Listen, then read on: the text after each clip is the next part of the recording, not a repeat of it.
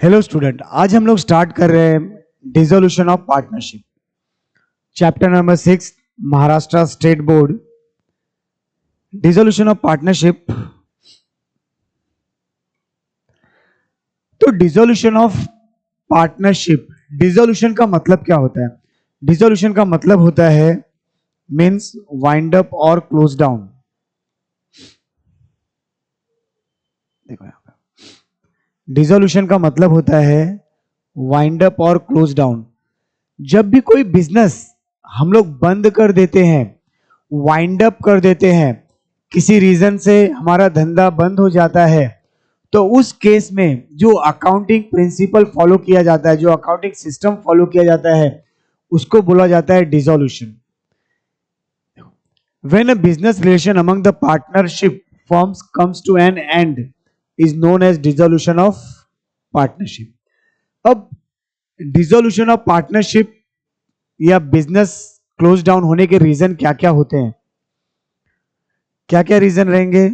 देखो यहां पे रीजंस रीजंस देख लेते हैं हम लोग। रीजंस क्या क्या रहेंगे? By voluntary act. Voluntary act, voluntary act का मतलब जब कोई पार्टनर खुद से बिजनेस छोड़ के जाना चाहता है, उसने बोला मैंने बहुत बिजनेस किया, बहुत काम किया, अब मैं रिटायरमेंट लेना चाहता हूं। When period of duration partnership expired, जब बिजनेस का जब बिजनेस का पीरियड, फॉर एग्जांपल कोई बिजनेस हम लोग पीरियड के ऊपर करते हैं, जैसे अभी समर सीजन में मैंगो का बिजनेस किया जाता है, तो जो मैंगो का बिजनेस है वो सीजनल बिजनेस है। सीजनल बिजनेस मतलब 2-3 मंथ्स का बिजनेस रहता है। तो जैसे ही पीरियड खत्म होता है तो मैंगो बिजनेस खत्म हो जाता है, तो पार्टनरशिप में कर रहे हैं तो पार्टनरशिप एक्सपायर हो जाएगा। Third, partnership can dissolve after completion of specific venture. Partnership dissolve after specific venture. After specific venture का मतलब जब कोई पार्टनरशिप किसी एक पर्टिकुलर पर्पस के लिए ज्वाइन किया जाता है। फॉर एग्जाम्पल हमको बिल्डिंग बनाना है, ब्रिज बनाना है, कोई कॉन्ट्रैक्ट लेना है। जैसे ही वो कॉन्ट्रैक्ट, ब्रिज, बिल्डिंग कंप्लीट हुआ तो पार्टनरशिप क्या हो जाएगा? डिसॉल्व हो जाएगा, स्पेसिफिक वेंचर। फिर insolvency of all partners. Insolvency मतलब bankruptcy means their liability is more than their assets. Fourth, illegal और अनलॉफुल बिजनेस एक्टिविटी। अगर कोई इलीगल एक्टिविटी कर रहे हैं, जैसे गवर्नमेंट को पता चलेगा तो क्या होगा? उसको बंद करना पड़ेगा, बिजनेस बंद हो जाएगा। इलीगल मतलब जो as per government rule allowed नहीं है, जो लीगल नहीं है, कानूनी नहीं है, उसको बोला जाता है illegal activity. Partnership at will can be dissolve given notice.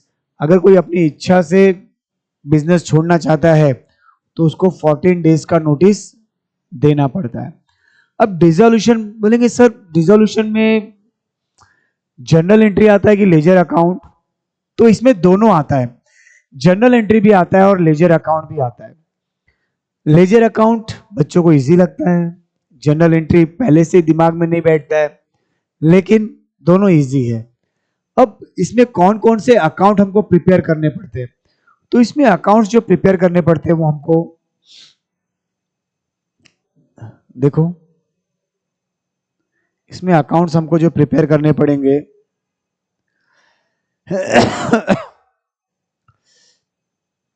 यहां पे, तो इसमें टोटली हमको 5 अकाउंट्स प्रिपेयर करने पड़ेंगे। कौन कौन से? Realisation, partners capital, partners current account, partners loan, cash bank. तो क्या पांचों अकाउंट हर क्वेश्चन में बनाने हैं? नहीं, पांचों अकाउंट हर क्वेश्चन में बनाने का जरूरत नहीं है। तो कितने अकाउंट बनाने पड़ेंगे? हमें टोटल मेनली 3 अकाउंट्स बनाने हैं। कौन कौन से? एक रियलाइजेशन, दूसरा पार्टनर्स कैपिटल और तीसरा कैश और बैंक अकाउंट। किसी भी आंसर में ये हमें 3 अकाउंट बनाने हैं। किसी भी आंसर में ये हमें 3 अकाउंट्स प्रिपेयर करने हैं।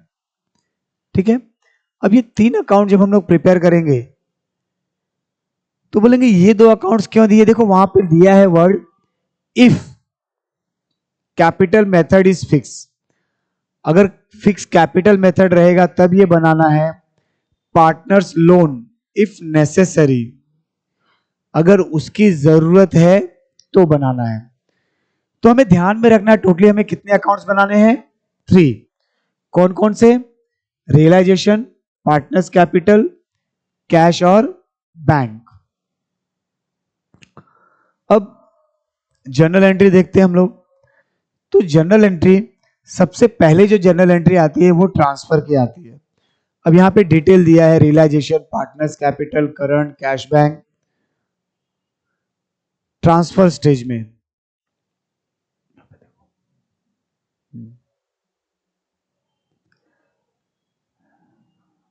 देखो, तो सबसे पहले किसी भी फर्स्ट हमें क्या करना पड़ता है? ट्रांसफर। ठीक है, और ट्रांसफर में हमें क्वेश्चन में दिया रहेगा बैलेंस शीट। क्वेश्चन में क्या दिया रहेगा? Balance sheet, assets, liabilities. अब यहां पे देखो, assets side means debit side और liability side means credit side. तो फर्स्ट जो ट्रांसफर है asset side, for transferring assets to realisation. Assets मतलब डेबिट, तो रियलाइजेशन अकाउंट को डेबिट करना है। ठीक है, ये टू एसेट्स अकाउंट। फिर उसके बाद लायबिलिटी, लायबिलिटी मींस क्रेडिट, तो रियलाइजेशन को कहां पे लिखना है? Credit side. अब जो भी लायबिलिटीज रहेंगे ये सब ट्रांसफर कहां हो जाएगा? डेबिट में, और ये कहां हो जाएगा? क्रेडिट में। तो यहां पे देखो, liabilities, creditor, bills payable, bank overdraft, outsider loan, outstanding expenses, ये सब डेबिट में आ जाएगा to realisation.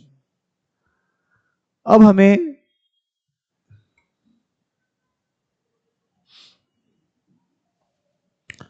Next, provision against closing assets. तो अगर प्रोविजंस है मींस अगर लायबिलिटी साइड, अगर लायबिलिटी साइड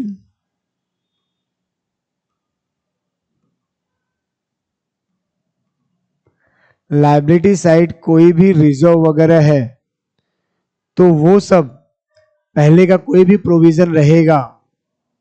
ठीक है, provision for doubtful debts, provision for discount, provision for debenture, contingency reserve, joint life policy reserve, वो सब कहां पे आएगा? रियलाइजेशन में क्रेडिट। तो सिंपल इतना ध्यान में रखना है, जो लायबिलिटी साइड रहेगा उसको कहां पे लिखना है? सब डेबिट में, और रियलाइजेशन कहां पे आ जाएगा? क्रेडिट में। तो ट्रांसफर का एकदम सिंपल रूल याद रखो, क्या? अगर एसेट्स को ट्रांसफर करना है तो रियलाइजेशन डेबिट और एसेट्स क्रेडिट, और लायबिलिटी को ट्रांसफर करना है तो लायबिलिटी मतलब क्रेडिट, तो रियलाइजेशन कहां पे आ गया? क्रेडिट में, और बाकी सब डेबिट में। अब प्रॉफिट ये कहां पे रहता है? Liability side. और प्रॉफिट किसको डिस्ट्रीब्यूट होना चाहिए? पार्टनर्स को। तो सारे प्रॉफिट्स को डेबिट करना है, और partners capital, current account, credit. अब बोलेंगे सर पार्टनर्स कैपिटल में लिखना है कि करंट अकाउंट में लिखना है? पार्टनर्स कैपिटल में लिखना है कि करंट अकाउंट में लिखना है? पार्टनर्स क्वेश्चन में अगर करंट अकाउंट दिया है तो सारे एंट्रीज किस में आएंगे? करंट अकाउंट में। और कैपिटल दिया है तो कैपिटल में, और दोनों दिया रहेगा तो भी किस में आएगा? करंट अकाउंट में।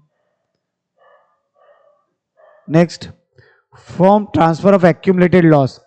तो जैसे प्रॉफिट का ट्रांसफर था उसका अपोजिट क्या आ जाएगा? Accumulated loss. फिर अब ट्रांसफर के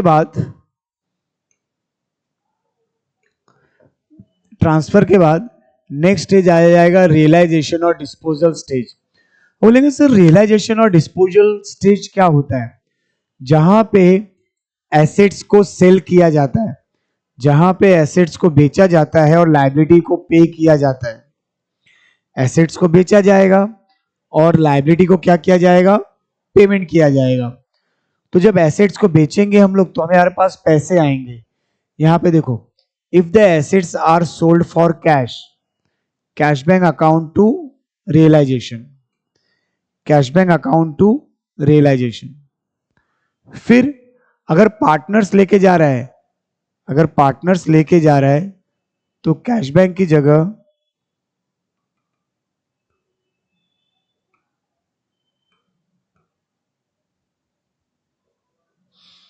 अगर पार्टनर्स लेकर जा रहा है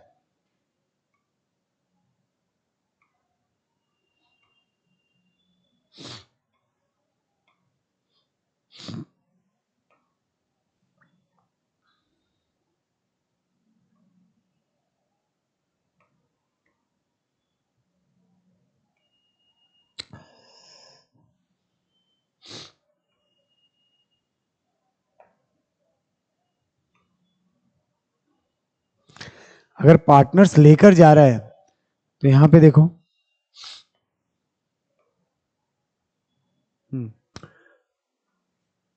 पार्टनर्स लेके जा रहा है तो पार्टनर्स का यहां पे क्या आ जाएगा? नेम आ जाएगा। Partners capital current account to realisation.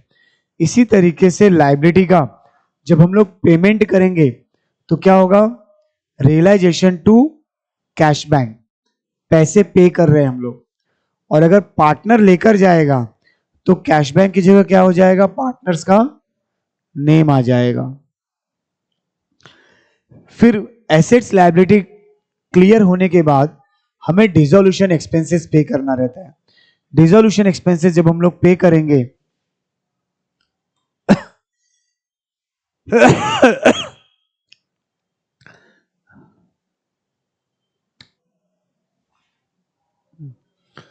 यहां पे देखो,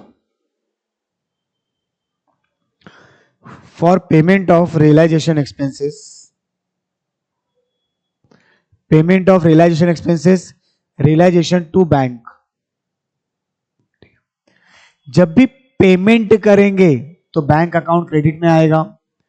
फिर अगर पार्टनर रियलाइजेशन एक्सपेंसेस पे कर रहा है तो कैपिटल और करंट अकाउंट कहां पे आ जाएगा?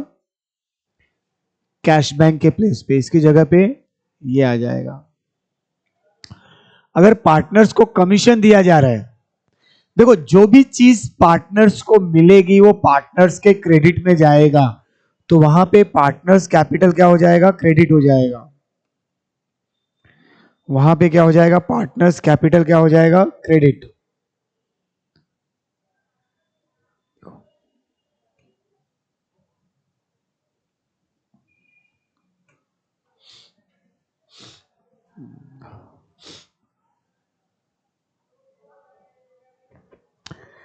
वहां पे क्या हो जाएगा? पार्टनर्स कैपिटल क्रेडिट हो जाएगा। देखो यहां पे, एक मिनट, क्या गड़बड़, कमीशन का ये रहा। इफ पार्टनर्स गिवन कमीशन, क्या रूल बताया मैंने? जो भी पार्टनर्स को मिलने वाला पैसा है किसी भी रीजन से, चाहे वो प्रॉफिट हो, कमीशन हो, सैलरी हो, वो सब क्रेडिट में जाता है। तो यहां पे पार्टनर्स को कमीशन मिल रहा है तो इसलिए पार्टनर्स कैपिटल क्या हो गया? क्रेडिट। डेबिट में क्या आ जाएगा? रियलाइजेशन। ठीक है, जो भी ट्रांजैक्शन होंगे इस चैप्टर में सारे वो रियलाइजेशन के थ्रू होंगे। ये स्पेशल अकाउंट बनाया जाता है डिसोल्यूशन पर्पस के लिए। If any contingent liability is paid, contingent liability, बोलेंगे सर ये कॉन्टीजेंट लाइबिलिटी क्या होता है? Contingent liability means liability which may और मे नॉट ऑकर, हो भी सकता है और नहीं भी हो सकता है, इसको बोलेंगे हम लोग कॉन्टीजेंट लाइबिलिटी। हो भी सकता है और नहीं भी हो सकता है। फॉर एग्जाम्पल, हमारी कंपनी के ऊपर किसी पर्सन ने केस कर दिया, तो उस पर्सन को हमें कॉम्पनसेशन देना पड़ेगा, लेकिन कब? अगर हम लोग केस हार गए तब। इसका मतलब ये हुआ कि अगर हम लोग केस जीत जाते हैं तो वो लायबिलिटी नहीं है, लेकिन अगर हम लोग केस हार जाते हैं तो वो हमारी लायबिलिटी है। कॉन्टीजेंट मे और may not be, it's our liability. Pay करेंगे तो कैश बैंक अकाउंट क्रेडिट में। For payment of partners loan, partners का लोन हमने पे किया, partners loan to cash bank. फिर अब डिस्ट्रीब्यूशन स्टेज, डिस्ट्रीब्यूशन स्टेज का मतलब होता है, डिस्ट्रीब्यूशन स्टेज का मतलब कि जब सारे एडजस्टमेंट हो गए, एसेट्स बेचना, पेमेंट करना, डिसोल्यूशन एक्सपेंसेस, कमीशन, सैलरी सब हो गया, तो लास्ट में जो प्रॉफिट बचता है वो पार्टनर्स को डिवाइड किया जाता है। लास्ट में जो प्रॉफिट बचता है वो किसको डिवाइड किया जाता है? पार्टनर्स को।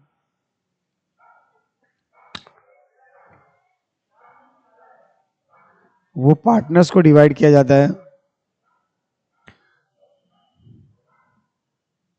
यहां पे देखो, for transfer of profit, profit partners को मिल रहा है, मतलब पार्टनर्स अकाउंट क्रेडिट, तो यहां पे आ जाएगा realisation to all partners capital current. फिर अगर लॉस होगा, partners capital account debit, loss debit all expenses and losses, all partners capital account current account debit to realisation. Current account, current account को capital account में transfer किया जाता है, इसलिए वहां पे, यहां पे देखो, ठीक है, करंट अकाउंट को कैपिटल में ट्रांसफर किया जाता है।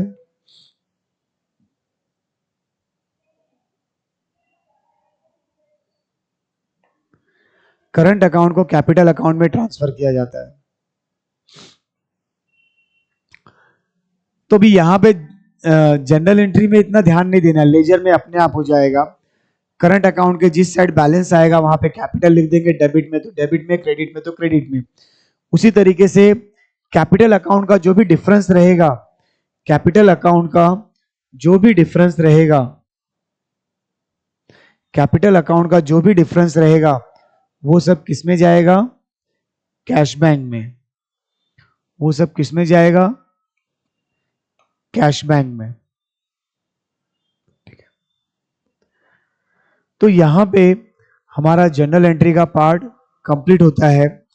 ब्रॉडली हमने जनरल एंट्री जो हमने देखा वो कौन कौन से पार्ट में देखा, फटाफट हम लोग एक बार रिवाइज कर लेते, फिर से देखते हम लोग फटाफट। सबसे पहला आता है ट्रांसफर स्टेज। सबसे पहले क्या है? Transfer stage. ठीक है, तो ट्रांसफर स्टेज क्या ध्यान में रखना है? ट्रांसफर स्टेज में एसेट्स, एसेट्स मतलब डेबिट, एसेट्स मतलब डेबिट, तो रियलाइजेशन अकाउंट को डेबिट में लिखना है। एसेट्स मतलब डेबिट, तो रियलाइजेशन अकाउंट को डेबिट में लिखना है। ठीक है, लाइबिलिटी साइड मतलब क्रेडिट, तो रियलाइजेशन अकाउंट को क्रेडिट में लिखना है, और जो लाइबिलिटीज के प्रोविजन है वो सब डेबिट में आ जाएंगे। उसी तरीके से लाइबिलिटीज डेबिट में आ गया, उसके प्रोविजंस डेबिट में आ गए, और रियलाइजेशन क्रेडिट। तो इतना ध्यान में रखना है, अगर एसेट्स को ट्रांसफर करना है तो रियलाइजेशन के डेबिट में जाएगा, तो रियलाइजेशन डेबिट। लाइबिलिटी को ट्रांसफर करना है तो रियलाइजेशन क्रेडिट, बाकी जो भी आ रहा है सब डेबिट। इसके बाद उसी तरीके से एक्यूमुलेटेड प्रॉफिट, एक्यूमुलेटेड प्रॉफिट ये पार्टनर्स को जाएगा, यानी क्रेडिट है तो पार्टनर्स कैपिटल में credit side. Accumulated loss, loss asset side रहता है तो ये जाएगा डेबिट में। ये कहां पे जाएगा? डेबिट साइड, ये जाएगा हमारा डेबिट साइड। उसके बाद फिर रियलाइजेशन डिस्पोजल, मतलब जब एसेट्स हम लोग बेचेंगे, एसेट्स बेचेंगे तो पैसा आएगा, इसलिए बैंक अकाउंट टू रियलाइजेशन। और जब पार्टनर्स लेकर जाएगा तो कैश बैंक की जगह क्या आ जाएगा? Capital current. फिर लायबिलिटी का इसका अपोजिट एंट्री होगा। लायबिलिटी में क्या होगा? लायबिलिटी में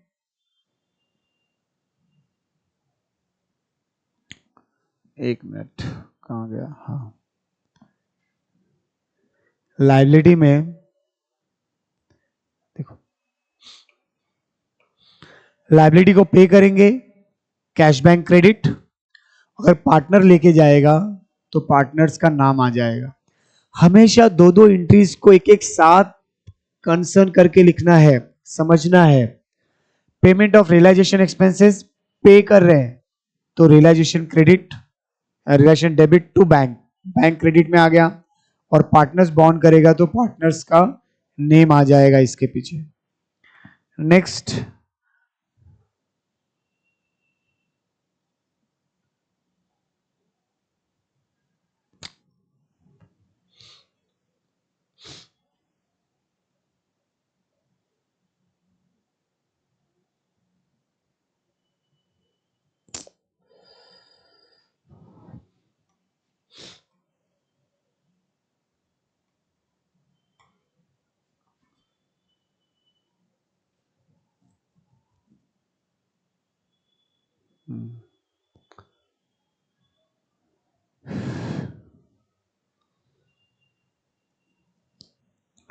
अब ये कहां पे चले गए हम लोग, पता नहीं।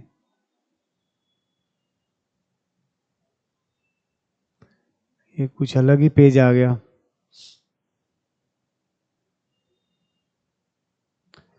बहुत स्लो चल रहा है।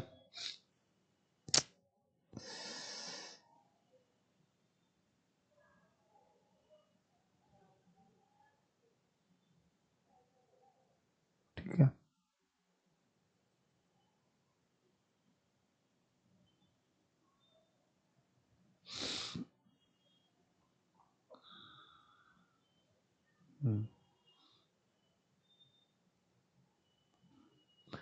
तो हमारा जनरल एंट्री कहां तक हो गया था?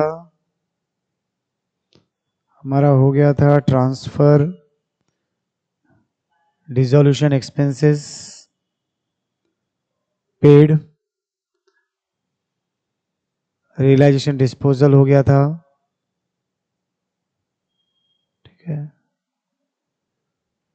फिर हाँ, पार्टनर्स लोन, पार्टनर्स लोन अगर हमें पे करना है, देखो अगर पार्टनर्स लोन पे करेंगे, partners loan to cash bank. फिर डिस्ट्रीब्यूशन एक्सपेंसेस में, डिस्ट्रीब्यूशन स्टेज में क्या करेंगे हम लोग? जो भी प्रॉफिट है वो पार्टनर्स को डिस्ट्रीब्यूट कर देंगे। पार्टनर्स को डिस्ट्रीब्यूट करेंगे मतलब पार्टनर्स कैपिटल क्या हो जाएगा? क्रेडिट, प्रॉफिट रहेगा। और लॉस रहेगा तो पार्टनर्स कैपिटल अकाउंट क्या हो जाएगा? डेबिट। तो इस तरीके से हम लोग प्रॉफिट लॉस डिस्ट्रीब्यूट करेंगे और बाद में कैपिटल और करंट अकाउंट को क्लोज करना है। अगर करंट अकाउंट बनाया है तो उसका जो डिफरेंस है वो कैपिटल अकाउंट में जाएगा और लास्ट में कैपिटल अकाउंट क्लोज करना है। कैपिटल अकाउंट क्लोज करके उसका डिफरेंस बैंक अकाउंट में जाएगा और सबसे आखिरी में बैंक अकाउंट हमारा क्या होना चाहिए? वो इक्वल आना चाहिए, जैसे फाइनल अकाउंट में बैलेंस शीट टैली होता था, जैसे फाइनल अकाउंट में बैलेंस शीट टैली होता था उसी तरीके से डिसोल्यूशन में बैंक अकाउंट हमारा इक्वल आना चाहिए, डेबिट और क्रेडिट। तो हमें पता चलेगा हमारा आंसर एकदम करेक्ट है।